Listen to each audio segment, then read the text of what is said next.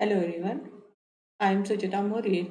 In this video, we are going to discuss Fourier transform part 2. That means Fourier integral.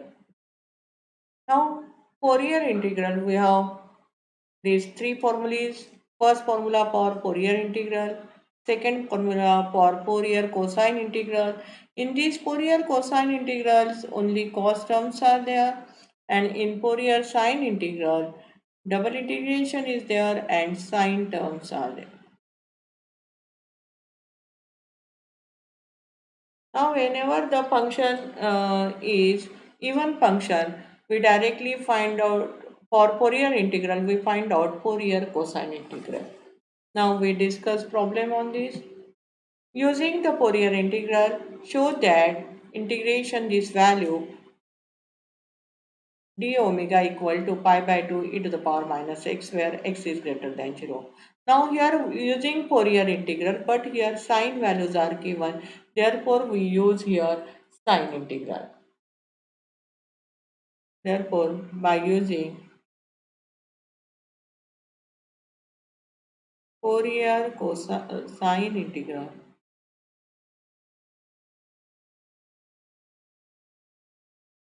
sine integral f of x equal to 2 upon pi integration 0 to infinity sine lambda x d lambda into integration 0 to infinity f of t sin lambda t dt. This is the formula. Now we substitute the values here and find out the result. Now here f of x as it is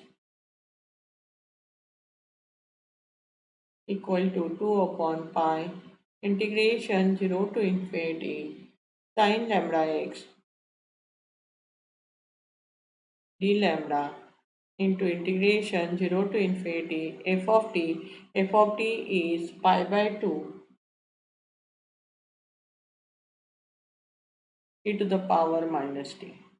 Because we consider this value as f of t, here this f of x in terms of x, therefore we write down f of t in terms of t e to the power minus t sin lambda t dt. Now we solve this integration. Here pi by 2 is constant value. We taking this pi by 2 outside and then apply the formula. Here 2 pi by 2 into pi by 2 which is outside. This term get cancelled. With this we get 1 integration 0 to infinity sine lambda x d lambda into,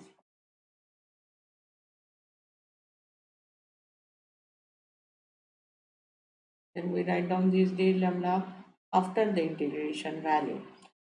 Now here we apply the formula e to the power integration e to the power ax into sine bx dx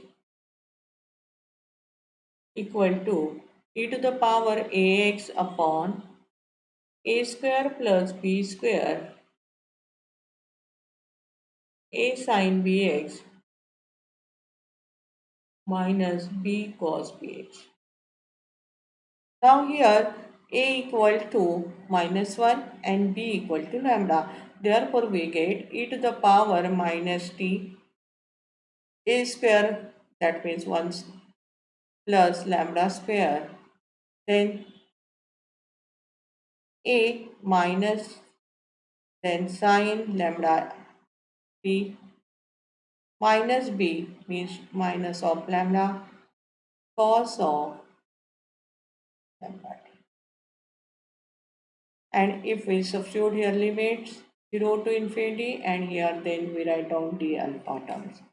Now substitute upper limit and lower limit. For upper limit e to the power minus infinity, its value is 0, therefore complete value is 0. Then we write down, therefore f of x equal to, here constant value is 1, integration 0 to infinity sin lambda x Now upper limit we substitute its value 0. Now for lower limit,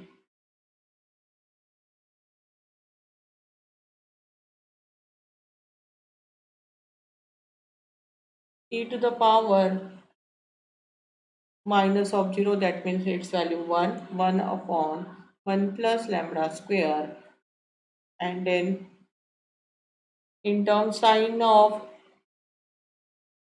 0, 0, and next value is minus of lambda cos of 0, its value 1. This is the second term, and d lambda term. Therefore, we get, after simplifying the terms, integration 0 to infinity sine lambda x, then lambda upon 1 plus lambda square d lambda. Now, if we observe the terms in the given left hand side, show that integration 0 to infinity, here omega sine x omega upon 1 plus omega square. That means if we replace this lambda by omega and d lambda by d omega in this equation, then we get the required solution. Therefore, we substitute here value f of x equal to pi by 2 e to the power minus x in terms of x. Now replace lambda by omega and d lambda by d omega in equation 2. Then we get pi by 2 e to the power minus x equal to integration 0 to infinity sine omega x into